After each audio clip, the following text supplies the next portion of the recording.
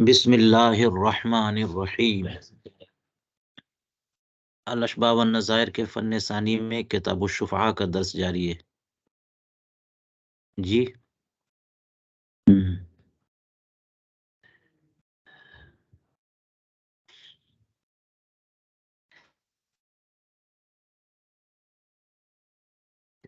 آج کا درس یہ دیکھیے یہاں پر اخر الشفیع الجار الطلب،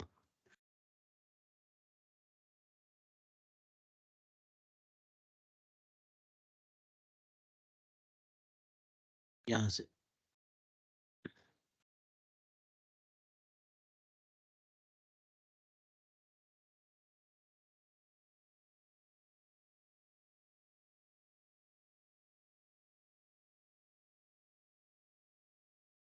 چلیے کہتے ہیں کہ اخر الشفیع الجار الطلب لکون القاضی لا یراہا فہو معذور۔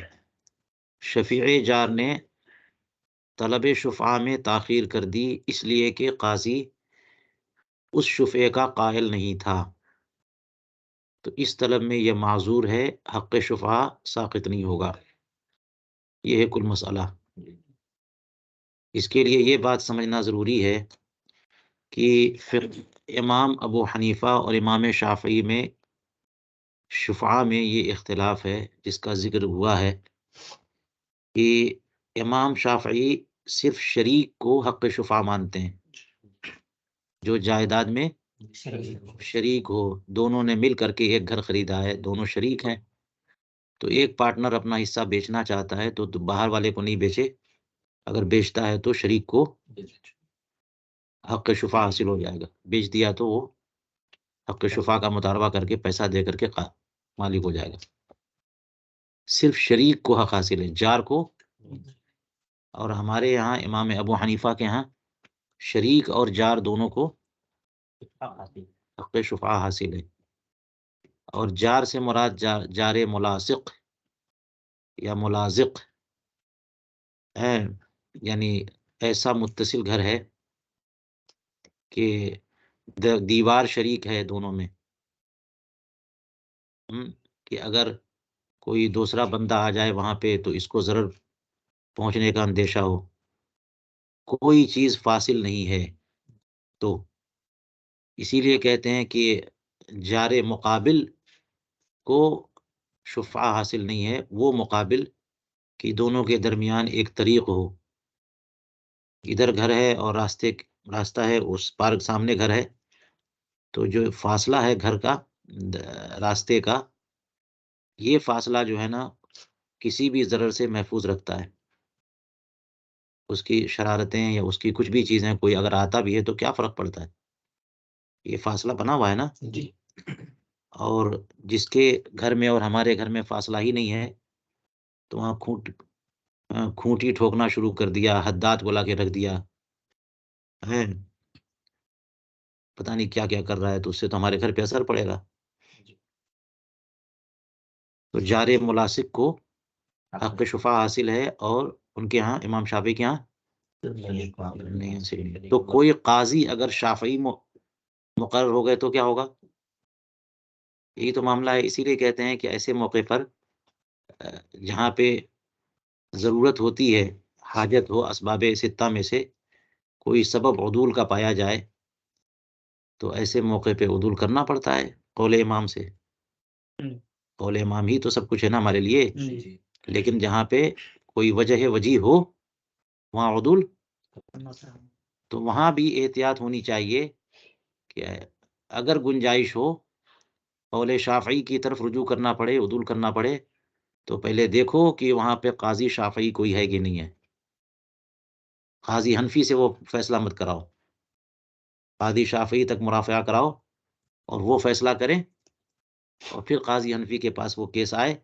اور قاضی حنفی جو ہے نا وہ امضا کر دے، یہ طریقہ ہے۔ کچھ سمجھ میں آ رہی بات؟ تو ہر چیز کا طریقہ ہوتا ہے، نہیں یہ تو چاہتے ہیں لوگ کہ بس جو من میں آؤ کر دو، بات سمجھ میں آئی؟ تو جو علاقے کے قاضی ہیں وہ کون ہیں، اور جو بندہ جس کے گھر کی بغل میں کی پراپرٹی بکی ہوئی ہے وہ حنفی ہے، اس کو تو حق شفاع حاصل ہے. اب وہ مطالبہ کرے گا قاضی شافعی کی بارگاہ میں تو وہ تو مانیں گے نہیں.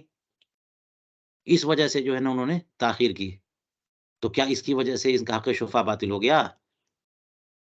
نہیں، کیونکہ ہم آخر لے جاتے کہاں اپنا مسئلہ، جہاں لے جاتے وہاں پھنس جاتے ہم. اس لیے ہم نے انتظار کیا کہ چلو کوئی قاضی حنفی آئیں گے تو بات کریں گے یا کیس.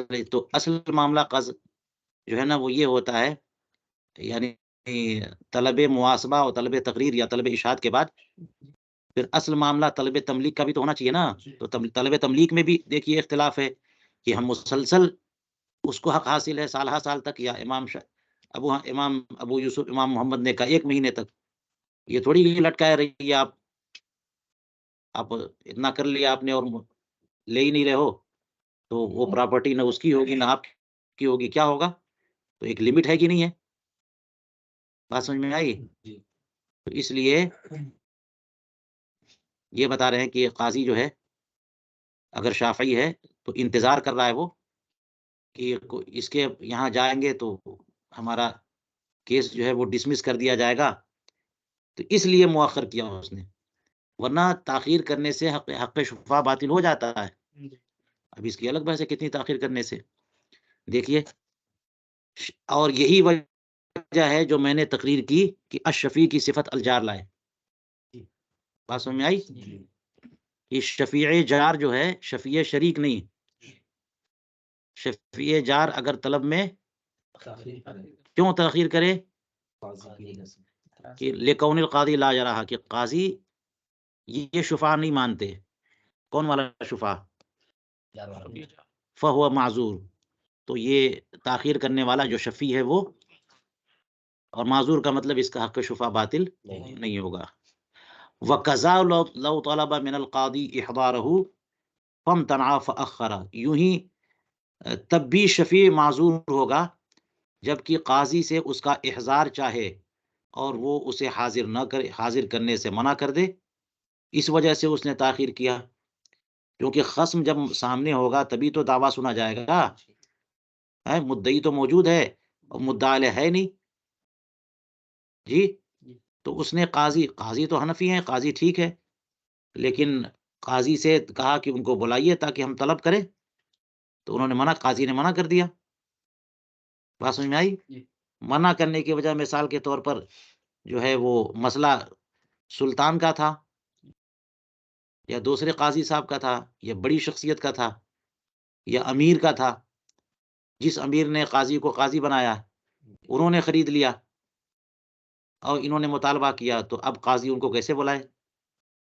کسی وجہ سے قاضی نے نہیں بلایا، منع کر دیا کہ میں ان کو نہیں بلاتا دارالقضاء میں. اس وجہ سے فأخر، اس وجہ سے اس نے کیا کیا؟ تب بھی معذور ہے. الیہودی اذا سمع بالیوم یوم السبت فلم یطلب لم یکن عذرا. یہودی نے دن کے متعلق سنا کہ یہ دن تو سنیچر کا دن ہے، ہفتے کا دن ہے، اس وجہ سے اس نے شفاع کا مطالبہ نہ کیا، تو یہ عذر نہیں ہے. یہودیوں کا طریقہ ہے کہ سنیچر کو وہ سب جو ہے نا کام دھام بند کرتے، چھٹی رکھتے ہیں. اور نصارہ کا طریقہ ہے کہ اتوار کو، اور مسلمانوں کا طریقہ ہے کہ جمعہ کو. تو لیکن ہمارا کوئی ایسا طریقہ نہیں ہے کہ شرعی طور پر ہم مانیں کہ ان کا یہ ہے کہ ان کے دین کا حصہ ہے کہ حرام ہے سنیچر کے دن ان کے لیے کسب کرنا. تو ساری چیزیں جو ہے نا وہ بند رکھتے ہیں. ہمارے یہاں جمعے کے لیے منع نہیں ہے، صرف یہ کہ اذان جب ہو جائے اس وقت تھوڑی دیر کے لیے کاروبار منع حرام ہے. ٹھیک ہے. تو یہودی نے سنا کہ دن تو سنیچر کا دن ہے، اس لیے طلب شفاع نہیں کیا کہ یہ دنیاوی معاملے کی بات ہے، میں سنیچر کو نہیں اتوار کو کروں گا، اگلے دن کروں گا یا 2 دن کے بعد کروں گا. یہ عذر نہیں ہے، یہ عذر نہیں ہے. اور اس کی وجہ یہ ہو سکتی ہے کہ یہ یوم السبت جو ہے یہ انہوں نے خود اپنے اوپر نافذ کیا، اللہ نے ان کے دین کا حصہ نہیں بنایا تھا، ہے نا قرآن پاک میں اس کا تذکرہ۔ تو تم خود ہی کسی چیز کو حرام کر لو گے، کسی چیز کو فرض کر لو گے، تو کیا اس کا ذمہ کس کے؟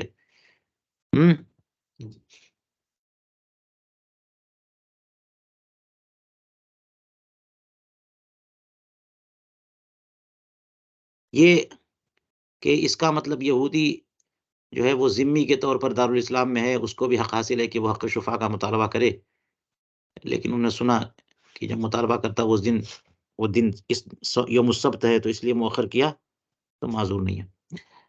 اگلا ضابطہ دیکھیے، تعلیق و ابطالها بالشرط جائز، حق شفعہ کے ابطال کو شرط پہ معلق کرنا جائز ہے۔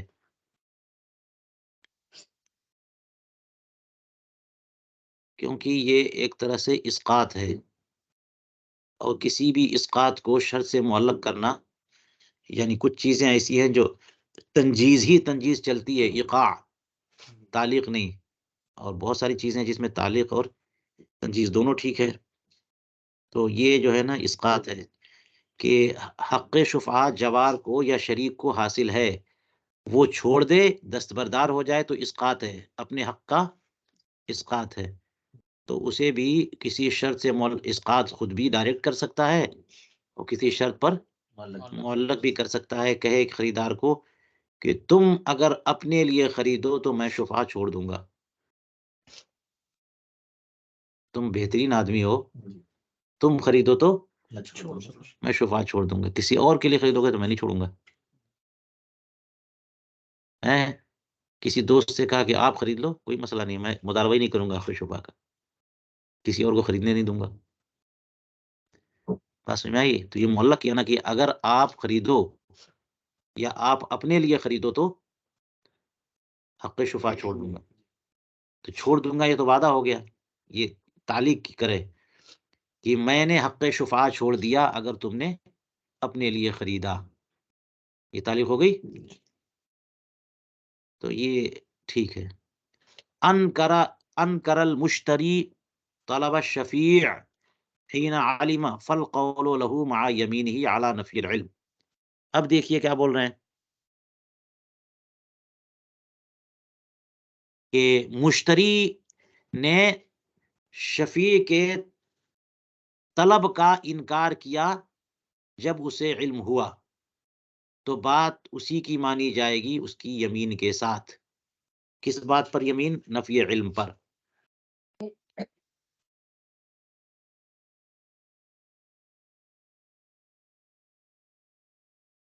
یعنی مشتری اور شفیع ان دونوں میں اختلاف ہو گیا۔ مشتری نے کہا، جب شفیع نے دعویٰ کیا کہ میرا شفع ہے اس کے ذمے، حق شفع کے طور پہ میں یہ جائیداد خریدنا چاہتا ہوں اس سے، مشتری سے، تو مشتری نے کہا کہ انہوں نے تو شفع کو طلب ہی نہیں کیا جب انہیں علم ہوا، تو اور جب طلب نہیں کریں گے تو حق شفع باطل نہ ہو جائے گا۔ طلب محاسبہ اور طلب تقریر تو ضروری ہے، تب اس کے بعد نہ ٹائم ملتا ہے، آپ آرام سے پھر مہینہ 2 مہینہ جو بھی ہے، ہفتہ 2 ہفتہ کر لو۔ طلب محاسبہ تو ضروری ہے کہ آپ کو پتہ چلے، اور بلا تاخیر، بلا جھجک، بلا توقف آپ کہہ دو کہ مجھے چاہیے، ورنہ باطل۔ جیسے کہ مخیرہ کو اختیار ملتا ہے، جیسی خبر ملی ویسے ہی، تھوڑا بھی تاخیر ادھر آگے پیچھے کیا اس نے تو ختم، ہے نا۔ بالغہ باندھی ہے نہیں، باندھی جب آزاد ہوتی ہے، جو کسی کے نکاح میں ہو، آزاد ہو جائے تو خیار عتق ملتا ہے، یہ بھی کیسا ہے؟ ہاں، تاخیر کرے اگر تو پھر ختم۔ اسی طرح سے حق شفا، یہ بات سمجھ میں آ رہی ہے نا؟ حق شفا جو ہے نا، یہ سب یہ ایسے حقوق نہیں ہیں جن کو حقوق ثابتہ مؤکدہ کہہ سکیں ہم، کہ جو اصلاً ثابت ہو اور محل میں متقرر ہو، یہ سب دفع ضرر کے لیے ہے، صرف نقصان سے بچانے کے لیے۔ تو آپ تھوڑی دیر بھی آرام سے ہو، اس کا مطلب نقصان ہے ہی نہیں، تو کیوں کوئی کسی اور کو فکر ہوگی کہ آپ کو نقصان سے بچانا ہے؟ اگر آپ کو نقصان ہوتا تو آپ آرام سے بیٹھے رہتے یہاں پہ، 2 دن کے بعد کہتے کہ ہاں نہیں مجھے چاہیے۔ تو جو بھی حقوق کس لیے ہوتے ہیں؟ دفع ضرر کے لیے ہے، وہ وجود ضرر سے مقید ہیں، اور آپ اگر خاموش رہ گئے تو فوراً گئے، اس لیے کہ آپ کو ضرر ہے ہی نہیں، آپ آرام سے بیٹھے ہوئے ہو۔ کچھ سمجھ میں آ رہی بات؟ معقول سمجھ میں آ رہی بات نا؟ تو 2 مثالیں میں نے دی، ایک مثال یہ بھی ہے کہ پڑوس کا گھر جو ہے نا بک گیا، آپ کو شریعت نے حق شفا دیا، کس لیے دیا؟ یہ آپ کی جائیداد تھی کیا؟ وہ صرف صرف تو آپ آرام سے کیوں بیٹھے ہو؟ آپ کو خبر ہو گئی، ہاں خبر نہیں ہوئی تو جب خبر ہوگی تو حق ملے گا، لیکن خبر ہونے کے بعد بھی آپ خاموش ہو تو حق ختم۔ اس کو حق طلب محاسبہ کہتے ہیں، جیسی خبر ملے فوراً طلب کرے کہ مجھے چاہیے۔ تو مشتری نے کہا کہ جیسے ہی انہیں علم ہوا تھا ویسے ہی انہوں نے طلب نہیں کیا، خاموش رہے۔ مشتری نے کیا کہا؟ جیسے طلب مشتری نے انکار کیا کہ شفیع نے طلب کیا ہو جب انہیں خبر ہوئی تھی، اور شفیع کہہ رہا ہے کہ نہیں میں نے طلب کیا۔ مشتری نے کہا کہ نہیں، انہوں نے جب خبر ہوئی تھی تو نہیں کیا طلب۔ تو بات کس کی مانی جائے گی؟ فالقول لہ، بات شفیع کی مانی جائے گی مع یمین ہی۔ اب یہاں دیکھیے گا حموی میں دونوں باتیں ہیں کہ فالقول لہ میں، اور یہ مشکل مرحلہ ہو جاتا ہے جب 2 مرجع ہو سکے پہلے، اور ایک ضمیر ہو اور اس کی ضمیر کا مرجع کسے متعین کریں، ہے نا؟ کوفیوں اور بصریوں کا اختلاف ہے نا، اسبق کو یا اقرب کو۔ انہوں نے اسبق کو کہا، انہوں نے اقرب کو کہا، تو مسئلہ تو ہو جاتا ہے۔ ہم نے جو سمجھا وہ یہ کہ لہو کی ضمیر کا مرجع جو ہے نا وہ الشفیع ہے، اور علامہ حموی نے جو تشریح کی اس کے مطلب یہ ہے کہ مشتری کا ہے، اور پھر اس کے خلاف کا ایک قول بھی بتایا۔ تو اب دیکھیے کہ مشتری یعنی یہ شفیع نے شفاعت طلب کیا نا، مشتری نے انکار کیا، تو یہ بات سمجھ میں آتی ہے کہ فالقول لہ کا مرجع جو ہے نا مشتری ہے، کیونکہ بات جو ہے نا وہ منکر کی مانی جاتی ہے۔ جی یہ مدعی ہے کون؟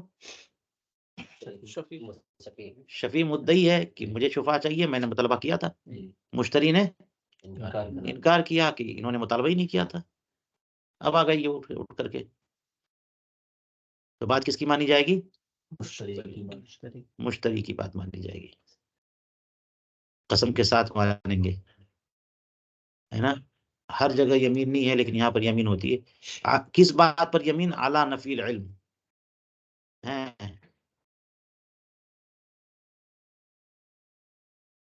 اور چونکہ اعلی نفی العلم ہے اس لیے میں سمجھتا ہوں کہ فالقول لہ میں لہو ضمیر کا مرجع جو ہے وہ کیا ہے؟ شفیع ہے۔ بات سمجھ میں آ رہی ہے کہ وہ نفی العلم کا کیسے بات کرے گا؟ مشتری نے کہا کہ جب ان کو خبر ہوئی انہوں نے طلب نہیں کیا، شفیع کہہ رہا ہے کہ مجھے خبر ہی نہیں تھی، اب مجھے خبر ہوئی ہے تو میں طلب کر رہا ہوں، تو وہ کیا کہہ رہا ہے؟ نفی العلم پر یمین، کہ مجھے علم نہیں تھا، بات اس کی مانیں گے نفی علم پر یمین کے ساتھ، تو اس لیے یمین یہاں ضروری ہے۔ چلیے آگے کہتے ہیں ادعا الشفیع علی المشتری انہ احتال لابطالها یحلف، شفیع نے مشتری پر دعویٰ کر دیا کہ اس نے حق شفا باطل کرنے کا حیلہ کیا تھا، تو اس پر حلف دلائیں گے، یعنی مشتری پر۔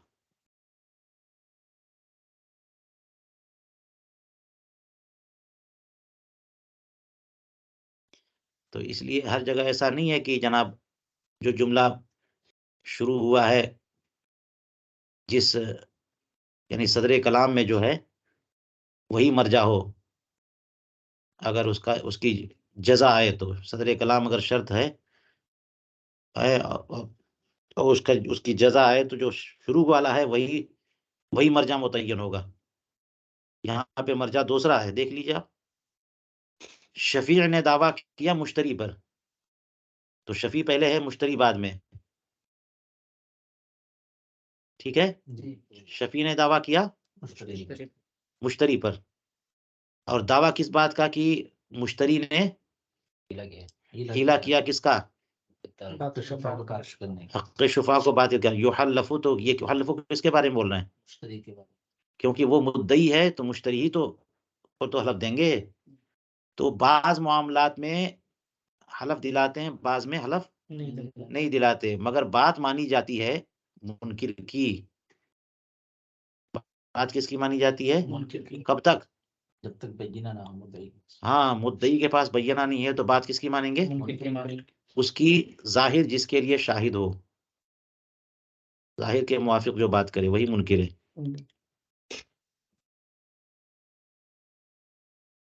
تو یہاں پہ کہنے کہ اس کو حلف دلائیں گے. فَإِن نَقَلَ فَلَهُ الشُّفَاءُ، اور اگر یہ حلف سے انکار کر دے تو پھر اب جو ہے نا شفیع کی بات مان لیں گے، کیونکہ اس کے پاس بینہ نہیں ہے. تو نقول تحلیف تو اسی لیے ہے نا، قسم کس لیے دلائی جاتی ہے؟ تاکہ انکار کرے، اور انکار کرے تو انکار کی بنیاد پر مدعی کو اس کے دعوے کی ڈگری دے دی جائے، کیونکہ مدعی کے پاس بینہ نہیں ہے. تو یا تو مدعی کے بینہ کی بنیاد پہ ڈگری دیں گے، اور یا پھر یہ خصم کے نقول کی بنیاد پر. تو اس لیے اگر نقول کر دیتا ہے تو حق شفا حاصل ہوگا کس کو؟ شفیع کو. اب یہ ہے کہ ابطال کا حیلہ دیکھ لیجئے آپ لوگ کہ کیا کیا ہوتا ہے. مثال کے طور پر ثمن مجہول ہے، یا پھر یہ کہ اس نے خرید کر کے بیچ بھی دیا، کئی ہاتھوں ہاتھ چلا گیا وہ مکان.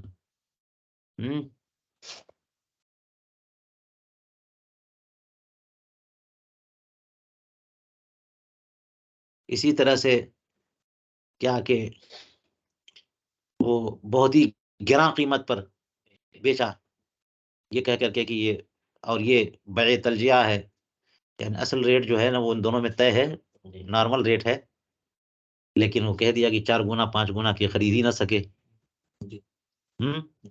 اس طرح سے. تو اور بھی جو بھی ہیلے ہیں کہ انہوں نے جو ہے ابطال حق شفاء کے لیے کیا کیا ہے؟ ہیلا کیا ہے. تو اس کو قسم دلائی جائے گی کہ نہیں انہوں نے ہیلا نہیں کیا. اگر قسم کھانے سے انکار کر دے تو حق شفاء مل جائے گا شفیع کو. ہو گئی بات. تو جو یہ کہا انہوں نے، کہتے ہیں فی منظومت ابن وہبان خلاف ہو. ابن وہبان، منظومہ ابن وہبان میں اس کے برخلاف ہے جی، کہ اس کو حلف نہیں دلائیں گے، بلکہ بات اس کی مان لیں گے اگر وہ بینہ ہے تو بینہ پیش کرے. دیکھ لیجیے گا اس میں کیا لکھا ہوا ہے حموی میں.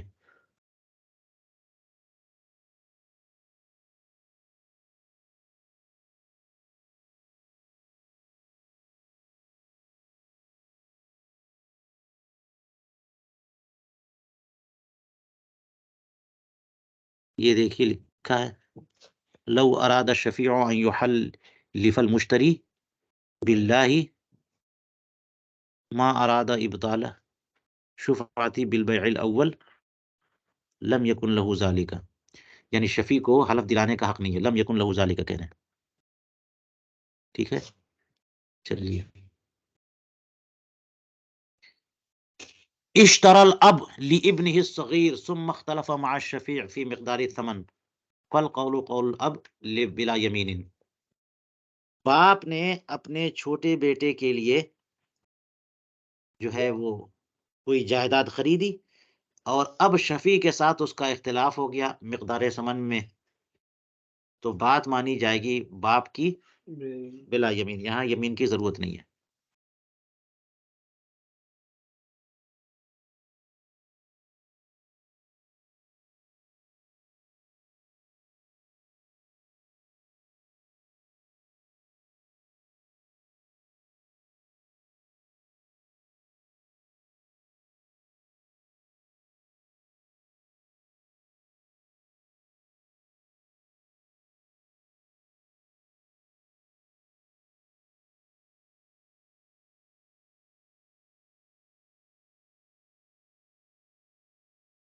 یہاں پہ علامہ حموی نے بیان کیا ہے کہ باپ کی بات کیوں مانیں گے، لأنه ينکر حق التملیک بما ادعى من الثمن، جتنا دعویٰ وہ کر رہا ہے شفیع اتنے پیسے پہ حق تملیک کو نہیں مان رہا ہے، اور باپ پر یمین نہیں ہوتی کیونکہ یمین کا فائدہ اقرار ہے، اور باپ اقرار کرے گا اپنے بیٹے پہ تو صغیر پر اقرار درست نہیں ہے، باپ اپنے اوپر اقرار کر سکتا ہے۔ چلیے، تو بات ہو گئی کہ باپ نے اپنے چھوٹے بیٹے کے لیے، باپ ہی تو ولی ہے، چھوٹے بیٹے کے لیے کوئی جائیداد خریدنی ہے، مفید فائدے کا سودا ہے تو خرید سکتا ہے نا، خرید لیا۔ اب شفیع نے شفعے کا دعویٰ کر لیا، اختلاف ہو گیا سمن میں، تو بات جو ہے نا باپ کی مانیں گے، کیونکہ یہ باپ منکر ہے۔ اس نے کہا کہ 1 لاکھ میں لیا تھا، اور شفیع کہہ رہا ہے کہ نہیں 50,000 میں لیا تھا، تو باپ منکر ہے، نہیں 50,000 میں نہیں 1 لاکھ میں لیا، تو بات اسی کے مانیں گے، کیونکہ حق تملیک کا انکار کر رہا ہے اتنے پیسے میں، تو منکر ہوا، جو منکر ہوتا ہے اسی کی بات مانی جاتی ہے۔ اور یہاں پر یمین بھی نہیں ہے، یہاں پر یمین بھی نہیں ہے، کیونکہ اگر یہ اقرار،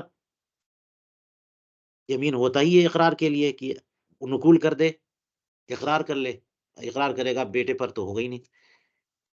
چلیے، ہبت و بعض الثمن تظہر فی حق الشفیع الا اذا کانت بعد القبض، یہ بعض دعات سے نہیں ہے، دال سے۔ جی، کہتے ہیں کہ بعض ثمن کا ہبہ شفیع کے حق میں ظاہر ہوگا مگر جبکہ قبضے کے بعد ہو۔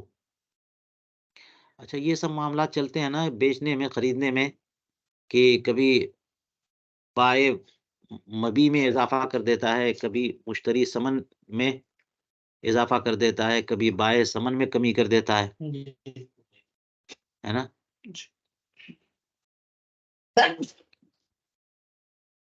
تو بائع نے مکان بیچ دیا مشتری کو، طے ہوا کہ چلو 1 لاکھ میں یہ مکان خرید لو، کہا ٹھیک ہے، طے ہو گیا سودا۔ اب جو ہے اس کے بعد اس نے اس میں سے کہا چلو 5,000 روپے میں تم کو ہبہ کرتا ہوں، معاف کر۔ ہبہ یہ جب قبضہ ہی نہیں ہے تو ہبہ اسقاط ہے، ابراء ہے، میں 5,000 چھوڑتا ہوں۔ تو جو اس نے ہبہ کیا ہے یہ حق شفیع میں بھی ظاہر ہوگا، یعنی عقد ہوا ہے 1 لاکھ پہ، اور قبضے سے پہلے بائع نے کیا کر دیا، 5,000 چھوڑ دیا، تو 1 لاکھ پہ مانے یا 95,000 پہ مانے، یہ سوال ہے۔ تو قبضے سے پہلے چھوڑا تو 95,000 پہ مانیں گے، اور قبضے کے بعد چھوڑا، اور قبضے کے بعد چھوڑنے کا مطلب یعنی سمن پہ قبضے کے بعد، اس کا مطلب یہ ہوا کہ الگ سے دے دیا تو نہیں، وہ مانیں گے کہ 1 لاکھ پہ ہوا۔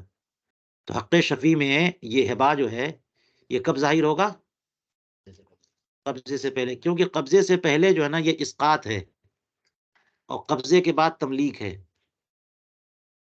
اور ہمیشہ جو ہے نا عقد جو ہے اس میں جو اسقاط ہوتا ہے، اسقاط اصل عقد سے ملحق ہو جاتا ہے،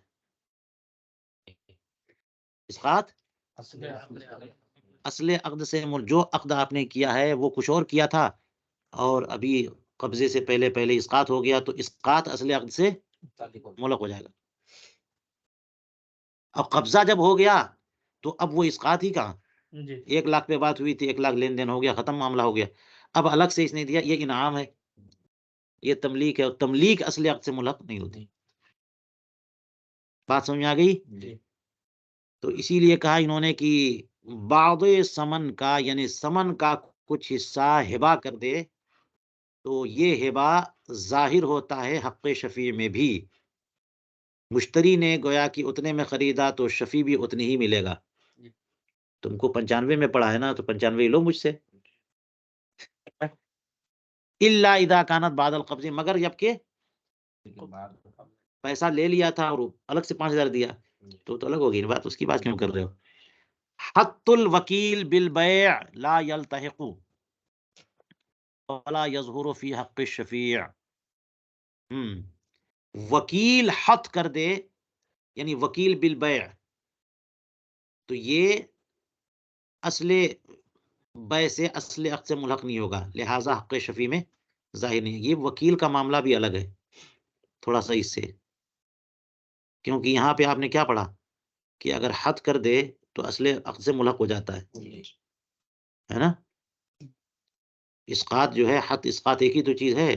وکیل بالبیع، اس نے کیا کیا کہ چیز بیچی اور پھر کیا کر دیا، اس میں سے کچھ حد کر دیا، تو وہ اصل عقد سے ملحق نہیں ہوگا۔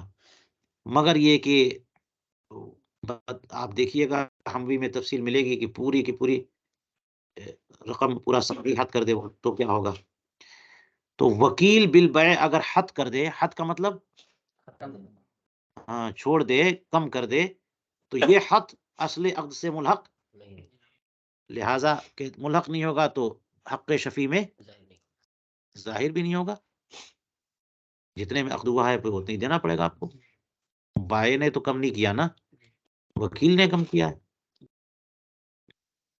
چلیے اگلا ضابطہ دیکھیے، لہو دعوی فی رغبت الدار و شفعۃ فیہا۔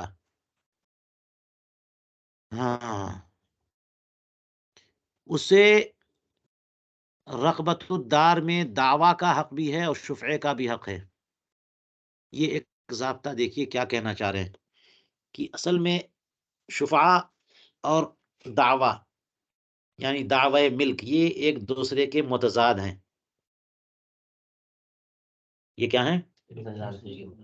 تو ایک بات کہو گے آپ تو دوسری کی نفی ہو جائے گی نا، وہ کہو گے جس کی نفی ہو جائے گا اگر متضاد ہیں تو۔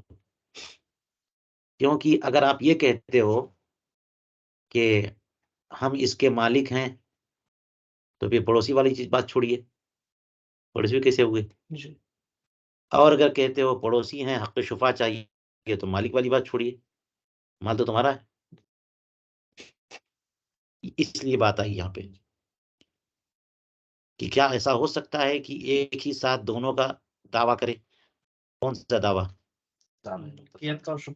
ملکیت کا بھی اور شفعے کا بھی۔ اور اس کی صورت یہ ہو سکتی ہے کہ دو مکان ہیں، دونوں مکان کا مالک زید ہے، وہ کہہ رہا ہے کہ میں ہی مالک ہوں، تو بغل والا مکان جو ہے اس کے قبضے میں ہے زید کے، جی ایک مکان زید کے قبضے میں ہے اور بغل والا مکان زید کے قبضے میں نہیں ہے، بکر کے قبضے میں ہے، اور زید کا کہنا ہے کہ وہ بھی میرا ہی ہے۔ بات سمجھ میں آئی؟ زید کا کیا کہنا ہے؟ وہ بھی میرا ہے۔ تو یہ صورت بنے گی کہ ملکیت کا دعویٰ اور شفاء کا دعویٰ دونوں ایک صورت، دونوں ایک ساتھ، لیکن ایک کے نہ ہونے کی تقدیر پر دوسرا، یہ مکان میرا ہے لیکن اچھا بکر نے اٹھا قبضے میں، وہ مکان بکر کے قبضے میں تھا تو بکر نے لیا اور اسے کسی تیسرے بندے کو بیچ دیا، تو اب زید جو ہے وہ کہہ رہا ہے کہ یہ مکان میرا ہے، اگر میری ملکیت ثابت نہ ہو سکے تو کم سے کم حق جوار کی بنیاد پر میں حق شفا کا مطالبہ کرتا ہوں، پڑوسی تو ہوں میں، دیکھ لو آپ۔ بات سمجھ میں آئی؟ کیا ایسا ہو سکتا ہے؟ تو کہتے ہیں لہو، ہاں ہو سکتا ہے۔ اسے حق حاصل ہے کیا؟ رغبت الدار میں دعویٰ یعنی ملکیت کا دعویٰ کرنے کا بھی اور اسی میں شفعے کا دعویٰ کرنے کا بھی۔ کیسے کرے گا دونوں؟ یقول، یوں کہے گا، هذه الدار داری وانا ادعیها فإن وصلت الی والا فانا على شفعتی فیها۔ یہ گھر میرا گھر ہے اور میں اس کا دعویٰ کرتا ہوں، اگر یہ مجھے میرے دعوی ملک کے مطابق پہنچ جائے فبہا، بہت اچھی بات ہے، سبحان اللہ، والا، ورنہ میں اس پر جو ہے نا اس گھر کے معاملے میں اپنے شفع حق شفا پر قائم ہوں، کیونکہ میں پڑوسی بھی ہوں اس جائیداد کا۔ کہتے استولی الشفیع علیہا بلا قضاء، شفیع جو ہے بغیر قضاء قاضی کے اس پر جو ہے نا وہ کنٹرول کر لے گا۔ یعنی یہ الگ مسئلہ کہ شفیع اگر بغیر قضاء قاضی کے اس کو قابو میں لے لے، قبضہ کر لے، تو اب ان اعتمد قول عالم لا یکون ظالما والا کان ظالما، اگر کسی عالم کے قول پر اعتماد کرتے ہوئے کرے تو ظالم نہیں ہوگا ورنہ ظالم ہوگا۔ شفیع جو ہے جبرن، اچھا یہ حق شفاعت تو جبری ہوتا ہی ہے کہ تم پیسہ لو اور مجھے دو، چاہو چاہے مت چاہو۔ تو اب یہ صورت ہے کہ ملکیت کا بھی دعویٰ ہے اور پڑوسی بھی ہے، تو کم سے کم پڑوسی ہونا تو طے ہے نا۔ تو ایسی صورت میں جو ہے نا وہ قبضہ کرے، اور قبضہ اگر کیا اس نے اور کسی عالم کے قول پر اعتماد کرتے ہوئے، تو ظالم نہیں ہوگا، ہے نا، کیونکہ اسے حق پہنچتا ہے نا، بغل کی جائیداد خریدنے کا حق ہے اسے، یا اس پہ جب ملکیت کی بات ہے تو کنٹرول بھی ہے، کنٹرول پہ کرنے کا بھی حق ہے۔ اور اگر کسی عالم کے قول پر اعتماد نہ کرے اور یوں ہی استیلا کر لے، ہاں، تو اس پہ قبضہ کر لے تو ظالم ہوگا۔ اب یہاں پر حموی کی بحث دیکھیے گا کہ قول عالم سے مراد یا قضائے قاضی، یعنی ایک تو یہ ہوتا ہے کہ قاضی کا فیصلہ ہو، ہیں، تو جا کے تملک ہوتا ہے۔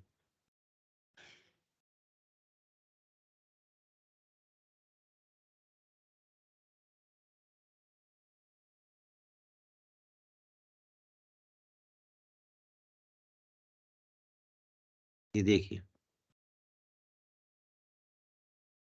لیکن معتمدا قول عالم لا يلزم التعديل لعدم الظلم.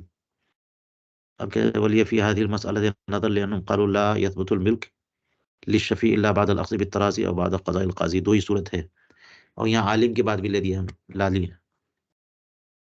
یا تو رضامندی سے وہ بیچ دے مشتری، اور یا پھر قاضی فیصلہ کر دے۔ یہاں پہ یہ بھی ہے کہ کسی عالم کے بتانے سے بھی قبضہ کر لے گا تو چلے گا،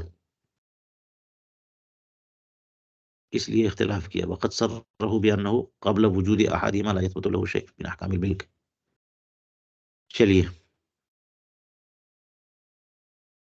کہتے ہیں وفی جنایات الملتقط وعن ابی حنیفۃ رحمہ اللہ اشیاء على عدد الرؤوس العقل والشفعة وأجرة القسام والطریق اذا اختلفوا فيه۔ ملتقط الفتاوی کی کتاب الجنایات میں لکھا ہے، امام ابو حنیفہ رحمہ اللہ سے روایت ہے کہ چند چیزیں ایسی ہیں جن کو عدد رؤوس پر تقسیم کیا جاتا ہے، نہ کہ لوگوں کے حصص پر کہ ان کا حصہ کتنا، ملکیت کی مقدار پر، ایسا نہیں، بلکہ عدد رؤوس پر، ٹھیک ہے۔ اور وہ تین چار چیزیں یہاں پہ بیان کی انہوں نے، عقل ہے، شفعہ ہے، اجرت القسام ہے، اور طریق ہے، جب ان کا اختلاف ہو جائے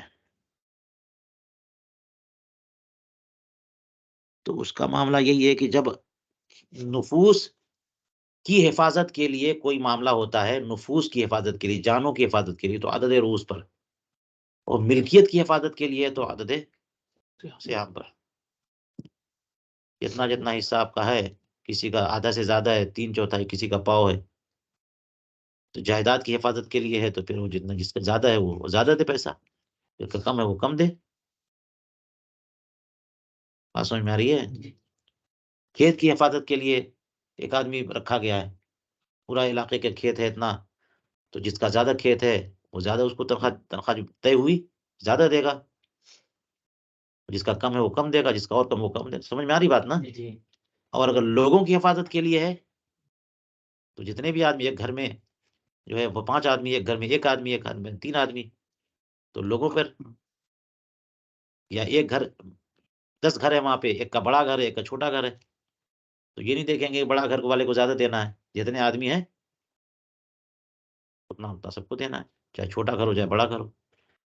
یہ عام زندگی میں نے اس کی مثال دے دی آپ کے لیے، ٹھیک ہے۔ فرمایا کہ کچھ چیزیں عدد رؤوس پر ہوتی ہیں، بٹیں گی، عقل ہے، شفا ہے، عقل بنی دیت جی، اور اس کی مثال وہی ہوگی جو مقاسمہ والی ہوتی ہے، ورنہ عقل تو اسبات پر ہے نا،